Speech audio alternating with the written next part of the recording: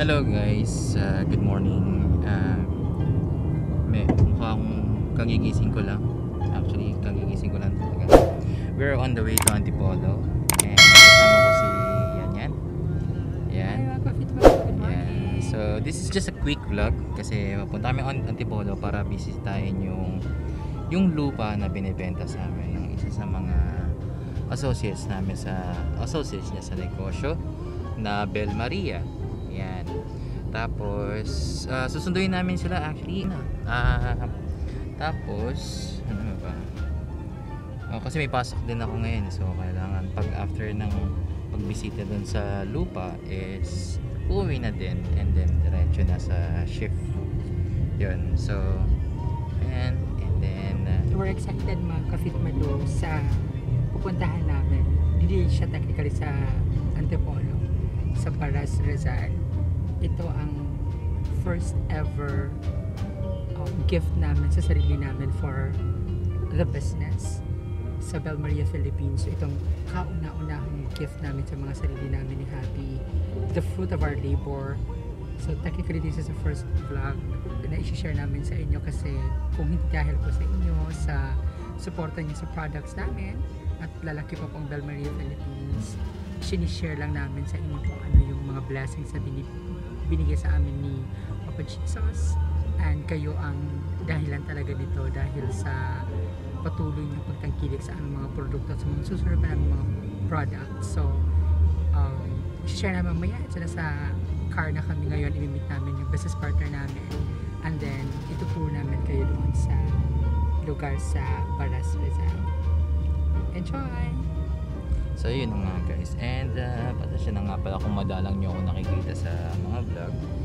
So nakita nyo lang ulit ako nung bumisita tayo sa may Villa Jovita sa may Batangas.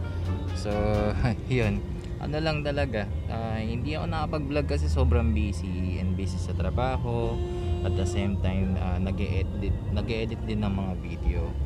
Ayun, so wala na din time sa sarili. So soon sana pag available na tayo at pwede nang makalayo-layo, makagala-gala, so hope okay na. Pero kasi sa nababalitaan ko ngayon mukhang matatagalan pa dahil gawa ng bagong strain na virus na yan. So sana matapos na to, no?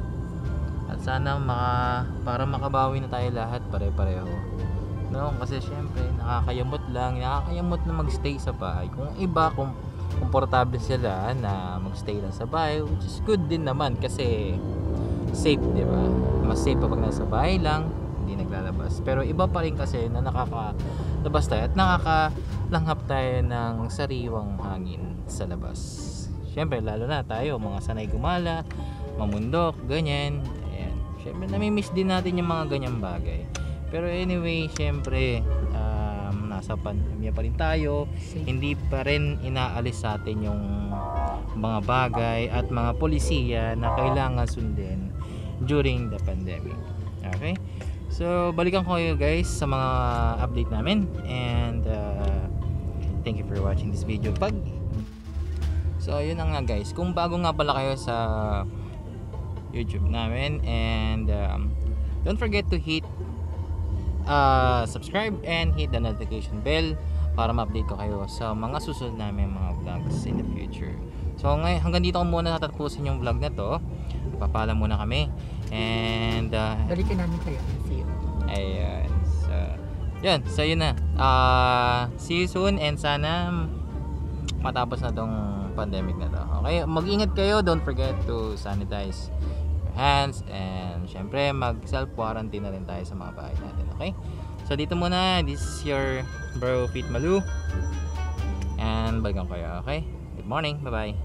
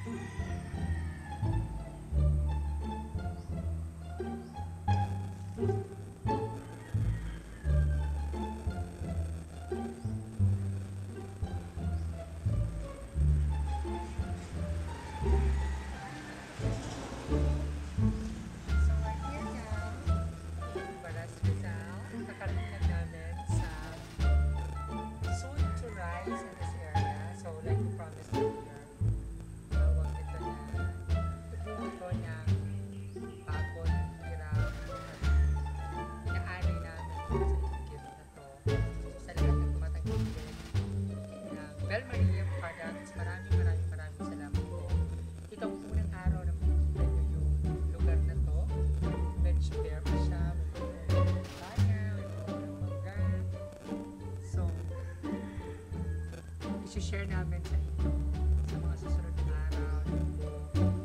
First quarter next year.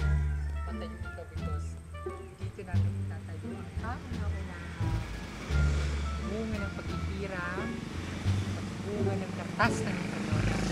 Pagmamahalin niyo sa Bel Maria Products, dito may itatayo munting tahanan na ibabahagi ko na sa inyo.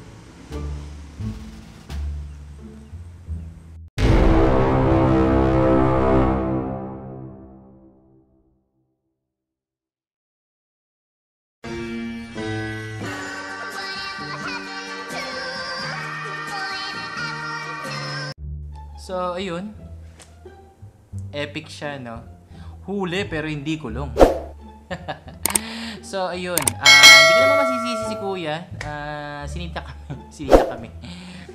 Trespassing. Epic yun, epic. First time sa akin yun. So, hindi ko naman makikita si Kuya Guard. Hindi naman namin pwedeng sisihin si Kuya Guard. May point naman siya. So, kung titignan mo, talagang may mali talaga kami. Bigla kami pumasok. Kasi kala namin pwede. So, yun. And ano ba? So ang mali din namin kasi hindi kami nagpaalam, hindi namin hinahanap or baka sakaling kala namin okay lang na pwede pumasok kasi total sinabi nagkaroon naman din kami ng permission with the owner of the land. So pagpunta namin doon, ayun, tinatanong kami, sino kami, ganun. Yung mga ano. So okay lang 'yon, learn from the mistake. So next time kailangan natin magpaalam. Diba? Or kailangan natin hanapin yung namamahalan na lugar. So, diba? So, sorry po, guard. And salute ako sa inyo kasi ginagawa nyo lang yung trabaho nyo. So, next time, magiging careful na kami sa mga sarili namin. And thank you. Next time kasi sabi daw niya, kailangan next time, dali na yung kung it's either pag pupunta kayo doon, dalhin nyo yung may-ari ng bahay or dalhin nyo yung papeles na, or deed of sale na nakapangalan sa inyo yung lupa. Na? So, yun lang. Hanggang dito ko lang tatapusin yung vlog na to. And, kasi medyo magiging busy tayo. Pero babalikan ko kayo sa mga susunod naming mga updates and mga susunod pa naming video na i-upload. Once again, this is your Trupa, Pete Malu. And, kita tayo ulit. Bye-bye and Happy New Year. Bye-bye.